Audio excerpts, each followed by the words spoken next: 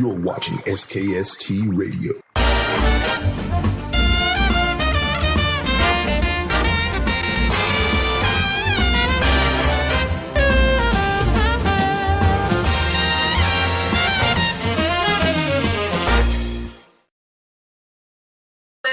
Well, welcome to another episode of SKST Radio, and you are tuned in to the Grayson Show.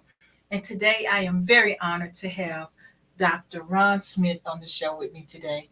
Oh my gosh!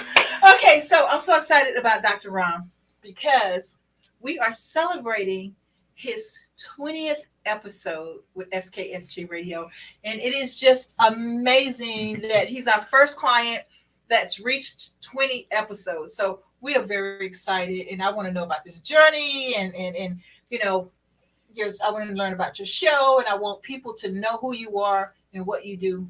You're someone that need to know them, and they need to know you. So, Dr. Ron, welcome to the show. Well, Cammie, it's been my pleasure just learning from you. You know, when I first came in, I told you that basically I would be your oldest intern. Yes, this was my intern. Because I really wanted to learn the podcasting craft from the ground up, and Cammie has been very gracious and being very patient with me in that regards. The journey has been fun. You have given me a platform that I've been wanting to have for a long time. One of the things that my show is called The Talk, by the way, is the conversations that I wish we had. You know, one of the things that we don't do in the African American community is talk about the things that actually are real in life. And I started to talk with what you need to do if you encounter, law enforcement and police. But my main emphasis is finance. We got to get our money right. And, amen. And the thing about it is that seem like everybody else community talks about money, but we don't.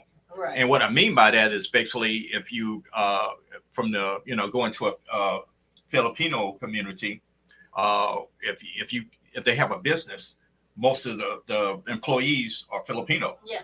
And most are the customers are Filipino. And I know that basically I would just give you that example, but normally, you talk about the Jews, and Jews are the ones who actually personify this money thing. And what spurred me is that there's a conversation, matter of fact, I think it's made it on YouTube about this, how this Jewish man say basically how they are successful. And basically one of the main thing they said that basically the money comes into the community, but it doesn't leave out unless it goes to 10 to 11 hands, which means that they support their own business, whether there's a nursery, a school, or a deli, a market, whatever. They make sure that they are, support each other. Right. And one of the things that I would like for us to do is we heard about Tulsa being like the Black Wall Street, and we, all these, matter of fact, I even heard on the radio on the Black News Network, Seneca Village was a thriving Black African American neighborhood, which is now Central Park. So basically, and one of the things that I don't want to digress is basically. When we had our own business in our own neighborhood, we supported each other, and we need to get back to that. Yeah. Well, I think one is we're all over everywhere, right? And so a lot of people turn away from our own people based off of, this customer service. Me personally, if I want to support you, but if I walk in your store and you don't greet me or you're not nice to me, why would I give you my money? Yes. When I can go into the Filipino store, hello, welcome. If I get that, that's going to make me want to spend my money. Yeah. And so it's kind of hard to keep that money in-house. I mean, it's amazing if we could, but then there's another thing, even just having this studio, I see that our African-American people don't want to pay. but we can get anybody else in here and they pay the amount that I want. And I'm not dummying myself down just to, I got this, and I was hoping that my African American people would support me and be there. I gave them the best price, but some of them tend to, that's too much. That's too much. But if you go next door to our neighbor, our Buffy neighbor, or Ken, I should say, because I have Ken next door, you would not see them saying, hey, that's too high. Right. They're going to give that man the amount that he asked for the service. We give you top service. We bend over backwards for you, and you don't want to give us your money. You want to say we charging too much, or you want to disappear and not pay us, and it's hard. So how do we overcome that, Dr. Ron? Well, one of the things that I specialize as a financial historian is that personal finance. Because wait a minute, what is a financial historian? First? Well, tell us about that. A financial historian is basically, we go back and to see what makes the rich people rich. And I can give you basically which really affected us was the slave trade. If you go back to see what the Spaniards and the Portuguese and the United Kingdom was doing, was basically they created corporations, which means they was the first one to actually come together and just say that I'm going to minimize my investment by creating a group. And that's the reason why basically they had these explorers to go to different foreign lands and bring back the different fruits and the golds and all this stuff. And basically African Americans can relate to, because basically they used us as part of that cargo. But my point is that historian, let's go back to now. How do the rich really operate? And if you really understand that, they operate totally different from the poor and the middle class. Yeah. So one of the things that in a nutshell, because I do want to give some details on that, some strategies for that later in the show, is that poor people think about what they can earn. Middle class think about what they can save. And the rich think about how they can invest, which what I mean by that, basically, we think about what job gives us the best bang for the buck, so to speak. So when we go to college, we get these certain degrees, thinking that basically these things will make us successful. In the middle, which shifts us to the middle class, which means that basically now we're talking about saving for retirement. We're talking about saving for emergency rainy day. And we're talking about maybe we start talking about investments, 401k, which it's not even worth it. I know. Well, yes and no, but there's some things. But what the rich think about is that, let's say if I have $1,000, is that what can I do with that $1,000 to make it $10,000? Right.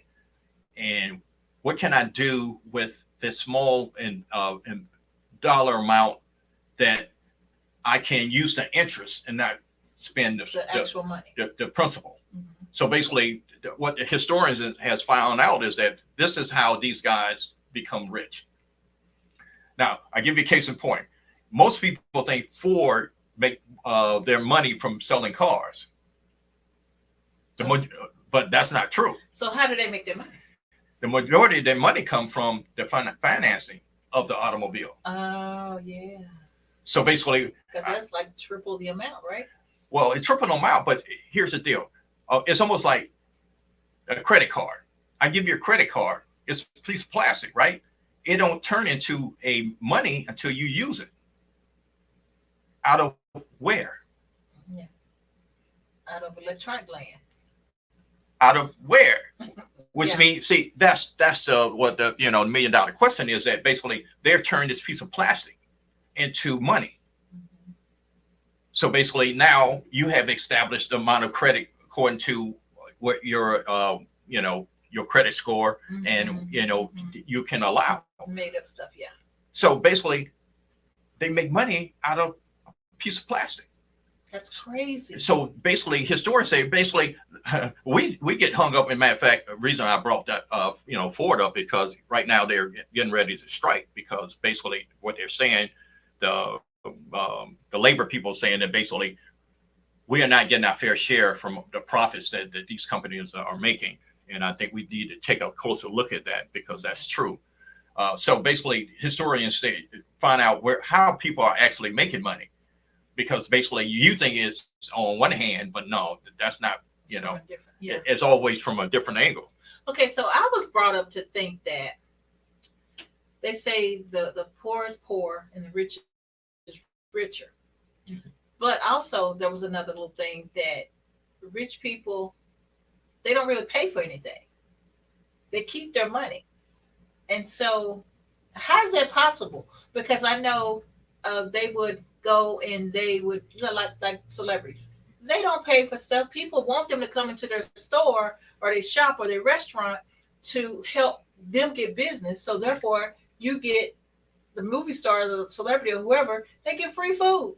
They get free clothes. They get free this. So is that part of how the rich America stay rich? Well, one of the things that technology has changed the game. That's why you get these $1 million influencers.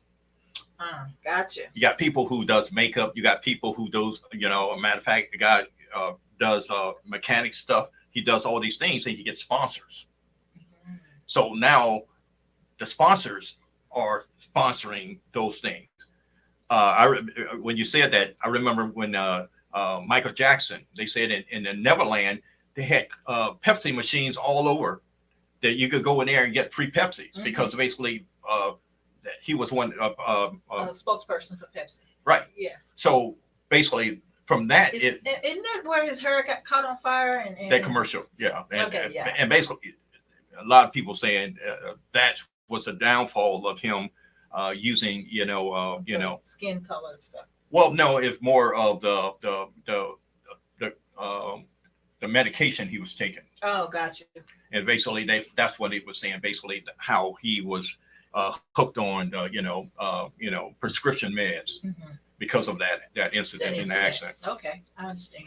But to answer your question is that basically sponsorships, because Kim Kardashian was wearing certain things. Those sponsors gave her money because she had so many viewers. And the thing about it, once you get over 10 million views, people say, oh, well, yeah, I think I want Cammie to wear my pin, and that pin I will give her money to do that because then I know that people who watch your show is gonna oh, that's a nice pin, I think I'm gonna buy that. Right. Yeah, I give you another case in point. Just happened this weekend. Deion Sanders, this guy made a comment saying that basically that when he talked to adults, he take off his shades and his hat. What Deion Sanders just did is that he has a line of shades. He gave all his football players a part of his shades. From that, all the people who support him out of Colorado and are the alumni, they're gonna probably wear shades today. Oh, nice. So basically, not only being rich, but if you're an influencer, you can get things for free. Yes, exactly. Well, that's pretty cool. So, Dr. Ron, your financial tips and the things that you have been bringing to the table has been very educational for me. Well, thank you. And so I have learned so much. I've learned if I could have done things differently, I would have, like the investment. Me too. The investment in like the real estate and all the stuff like that you've been talking about on the show. I mean, it's very enlightening, and I am so glad that this is something that you felt like our community needed, because you're absolutely right. We need it big time. And so, but before it gets too late, I would like to hand you not one, but 2 awards. Wow. So every 10th episode, you get an award. And so this first 10th episode, and now he's at his 20th episode. Wow. And so I want to thank you so much for bringing your knowledge, your wealth of knowledge to SKST Radio Podcast. And guys, I mean, this is what it's all about. You know, people that's actually educating our community, people that's out there doing what he does. And so I appreciate you. I mean, God brought you to us, and Well, thank I you so much. cannot trade you for the world, you and your wife. And so thank you so much. Now, tell us a little bit about your journey of becoming a podcaster with SKST. Well, start from scratch, and basically, this is a microphone. It came really just as basic as that.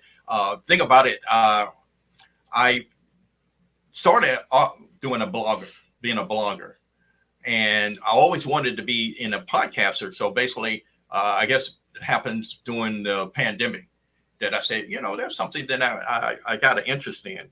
So, but I wanted to start building content. So basically in 2021, I blogged all that year and learned a few things. And just saying that, well, I want to step it up again for the 2021 and 2022.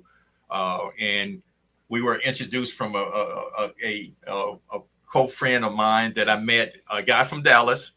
Just happened to just chop it up with one time. He said, "Yeah. I got a cousin that's doing podcasting in Virginia Beach." I said, "Virginia Beach? That this is my city. What you telling me from Dallas about Virginia Beach?"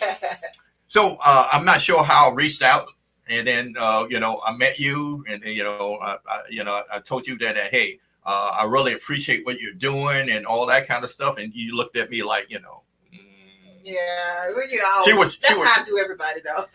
She was skeptical, and I just said, basically, No, he wanted to be an intern. So start over. He said he wanted to be an intern. To learn, to learn. And so you're thinking an intern, oh my gosh, he wants to be an intern? This PhD wants to be an intern here? So, of course I had that eyebrow. I'm like, really? Well, here's one thing, and one of the tips that I'll actually bring, because I do some mentoring also, is that sometimes young people always want to get paid for doing things and get paid to learn, and that's not really actually apprenticeship started off with you learning something from your parents, and basically you getting paid. Right. You don't get paid at home. So and basically the apprenticeship program, which is to me is one of the most educational things that we should do more of. I agree. Because and I share this with you, all your babies are not college material, and you should know that.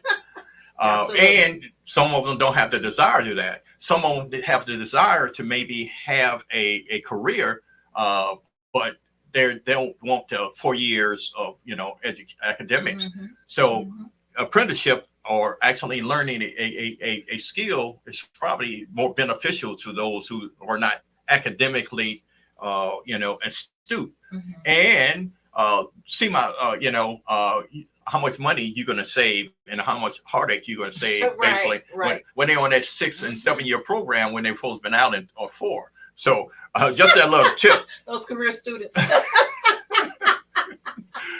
So that's just a sidebar. But my point is that I knew stewardship is that basically if you learn from taking mail around to different departments in any industry, you'll learn the industry from the ground up. Right. Most of your I guess successful people. I give you a case in point. I try to be relevant. P. Diddy Combs started out as an intern, and so he will know how to run a business. Right. So that is one of the things that I wanted to share with you. That I wanted to learn from the ground up, and I didn't want to come in like I knew what I was doing, which I don't. Still learning, but my point is that he's good.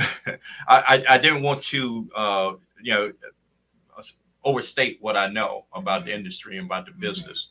I wanted you to say I don't know nothing. So the little bit that I do, you learn from scratch, pretty much. I mean, and I feel like that's the way to do anything. Even if you are knowledgeable of something, why not sit back and just refresh?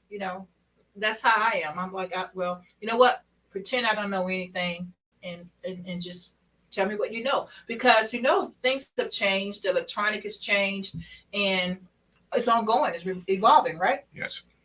So there could be things that you don't know, and so I really, really appreciate his approach, and he did do a lot of trying to get our name out there, and he did do a lot, and he's still doing a lot for SKST. Well, actually, he's a part of SKST, so I mean, not only is he a podcaster, but he is actually a part of SKST, and he's very much appreciated.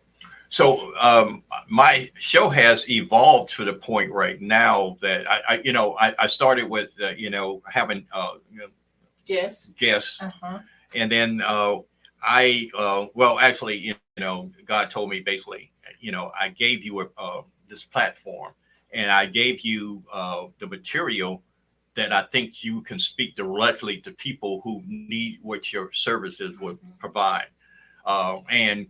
The end game is actually to do a book at the end of all these podcasts, because here's the thing. I want the individual to be take control of their finances, which means that basically master your budget, which is your income and your expenses, and understand what is an asset and what is a liability, to a point where you accumulate enough money out of you push your emergency fund, and you push your savings, and you put your all those money that you have accumulated to a point where you need to talk to a financial advisor. When you talk to a financial advisor, I don't want you to stutter. I want you to be able to give him what is your legacy plan. So oftentimes it's almost like when you go to a doctor and you don't know, basically you just know, hey, I got a headache. And he starts breaking down these medical terms of what it can be. If you don't have the bedside manner to break those things down, to explain it to where you can actually understand it, then you still walk away off the office in the fog, just like you came in. Yeah, you didn't get anything out of it. So financially, I want you to be able to communicate with your financial advisor and tell him basically, this is why I make this decision doing this. Oftentimes, we are at the mercy of a financial advisor telling us what he wants to be done. And normally, I think episode like 16, I even talk about how the conversation with your financial advisor should be, which means that basically this is your money, and you're putting it in someone else's hand. Normally, it's a stranger. So, it's almost like you wouldn't meet a person on a date and get married the same day, which means why would you meet a stranger and give him all your fortune without asking him some questions about who he is, and whether he's a fiduciary, and or is he a salesman, which means that basically he's only going to sell you products that benefits him in the long run. So basically, I want to educate you to the point where you are in control of your finances. You know what your cash flow is, what's going in and what's going out. You're able to meet those your basic needs, and have money for I don't like to use the term rainy day or emergency, but basically that's pretty much what it is, because those expenses can actually knock your budget, put a hole in your budget, which means that basically then you have to worry about how you're going to make it with this, how you're going to pay this bill, because you've had to use it for that. So. Right. And the thing about it is, I want to work with you where you are, which means that basically if you're making 25, 30,000, 40,000, let's work out a plan that will work for you, that for basically now, because oftentimes, we are thrown in the deep end of the pool, right? Which means that basically we are not knowledgeable of how to use a credit card. And that's one of the things I talked about, I think in episode 6, is that basically there is you only should use 30% of the card. of the card, but nobody told me that. Right. I learned it from you. So basically, if you had a card worth $1,000 on it limit, and you should only use about 250 that you're going to pay off monthly. But if you go over that, that affects your credit score, which affects what you can do as far as buying insurance, your medical, where you're going to buy a house, where you finance your car. All these things are connected, which is the conversation that I didn't have, meaning that basically I wouldn't be as trifling with my credit card if I knew that that 10 years from now, the stuff that I did before was going to affect me now. Right. Well, I think all of us is the same way, because even having parents that know how important it is for your child to go to college, they still struggle themselves, because same situation. You have to break that cycle some sort of way. So maybe they were not taught, it was not instilled in them, but they learned some other kind of way that this is the next step for your child. So some people, well, a lot of families, they don't have that history of my child going to college like our counterparts. They all go, we all went to Spelman, we all went to, you have that, but then you have, well, my child went to community college 2 years. That's all we can afford. So it's a catch-22 either way it go, because $30,000 and $40,000 is nothing, and if you're struggling making $30,000-$40,000 a year, 55, the average household is making 55 a year, I think I read. And so what does that actually cover? I mean, because that's not even enough to cover a family of four. You know what I mean? So how do you save? How do you financially put money back when you really don't have anything to put back, because you're living from paycheck to paycheck? Even if you're not splurging and buying anything extra, 55 a year with single parent working, or even both parents combining that amount, it's still not enough. Well, here's the thing. One of the things that you have to understand, basically your cash flow. Okay. So basically, but you got to get control of it, which means that basically I use the 40, 30, 20, 10, which means that 40% is groceries, housing, gas. Those are things that basically they're going to come up every day, that just the cost of living. The 30% is the things that we want. And I encourage you to do 20% to pay off your debt and save, and then 10% as far as I tithe, but you can do donations or charity. But my point is that, do you understand where it's going now? Yeah, and that's what I'm saying. For the people that do understand where it's going and they still don't have it, how do they make it? Very rarely do I find somebody who really understand that, has their budget down to where they understand it. Now, I may be wrong, but very rarely do a person who actually write it down understand what their monthly expenses are. Because when you're preparing for retirement, you have to have that down pat, or you're not going to make it. Well, there's a lot of people who are not prepared for retirement. There's a lot of people who are not saving, and that's my point. But they hadn't put it down in black and white.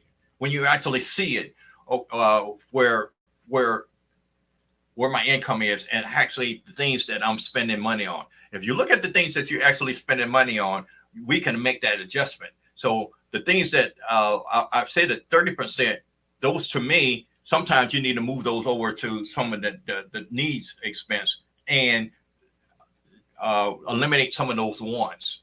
Yeah. So but I do know people that don't indulge in wants because all they're making is their needs. Do they have a budget is my question. Well, See, and that's the reason they don't have a budget, because what they make, their paycheck is it. That's what I'm saying. So you it's like you're finding money somewhere that's not there. If I have $10, okay, and I'm just giving an example. Sure. If I have $10 and I have to pay every month the same bills, my cell phone bill, my this bill, and my that bill. $10 is not enough. I'm saying probably bad example, but I'm saying all I know is I made that $10. Right. So I have to spend that $10 wisely because I know I'm not gonna get paid for another 2 weeks. So just say better example than $1,000. Okay. Okay. So my rent is $1,000. So I got every other payday. I have that extra $1,000, but it's not extra because I still have to pay. I pay my rent on one payday.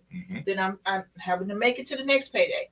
Then the next payday, I have to pay for my utilities. I have to pay for my phone. I might need a new pair of shoes because I don't wore those other ones out. So I have to have clothing, and I have to make sure that I'm eating. I have to buy toiletries. So that $1,000 don't go that far. So if I'm only making $2,000 a month, and I know people making $12 and $15, they're not making $1,000 every pay period. They're just not. Right. So how do they make it other than having to get on welfare? Because basically they go by your income, and I qualify for food stamps because I don't make enough money from my paycheck. So then they're looking at every penny you make. Right. So you can't even get a side hustle because if you do, they go cut your food stamps off. So it's just so hard for our people to make it. Well, very rarely that I find somebody even in that situation who actually understands what money is going out. Now, I know basically right now you can get 30% off on your cable if you make a certain income. And if you're, I'm just going to throw this out there. If you're a grad student, you can get food stamps if you're going to school. So I had to really talk to that individual and see where they exactly are. Because here's the thing. Let's say that I have a college student. Well, the thing is that you can no longer support that college student. I can tell that college student there's some benefits that you can get because now that you're out of the house. So there's a lot of things that we can do with that budget that would help you. One of the main thing that I want to share with you is that if you're a part of a church, there's some benefits of being part of the church. On twice a month on Wednesday, we do fresh food giveaways. Basically, that can supplement your budget for your grocery. There's some we have a daycare. If you're a member, you can have a reduced daycare expense. See, there's a lot of things that if you come to me and say, hey, this is my situation, I got 2 kids here, I got this here, this is some amount of money, then I can individually show you there's some things that you can do. But that's to sustain though. What's that? That's to sustain. That's not making extra money to put away though for the rainy day. Okay, I would love to put $500 away. I would love to put $200. I would love to put $100. But as long as if I'm putting $20 away. Well, $5, whatever you can put away. Right. So my point is that the reason why we are probably kind of apathetic about our budget is because we don't see that we can actually have any kind of control over it. And I'm saying, do not despise small beginnings. When I work with you, I'm going to work with you, and we're going to have to do some homework, and we're going to have to list all this stuff down, and basically we can find where basically we can make the adjustments. Trust me, I grew up in poverty, so and I know many of you know how to make things work. So we do make things work, but at the end, we don't have a savings and we don't have a viable retirement plan. So what I would like to do is first get control of your budget. Then we can work on these, the emergency plan. Then we can work on the long term. Gotcha. So basically, what I really want to do is get you in a position where basically you understand how to use the credit card. So let's say basically when you understand how to use the credit card, and I'm going to be real quick with this. Once you get your credit score over, let's say 650, then basically what I would do, and that might take 6 months to a year for you to get there. Then we apply for 2 credit cards, max maybe $1,000 each. What I would tell you is that is one of the things that you can use just in case something happened. Mm-hmm. That you can you won't be out there, if you need a hot water tank, or you need a transmission or something, that you won't completely shut down. Mm-hmm.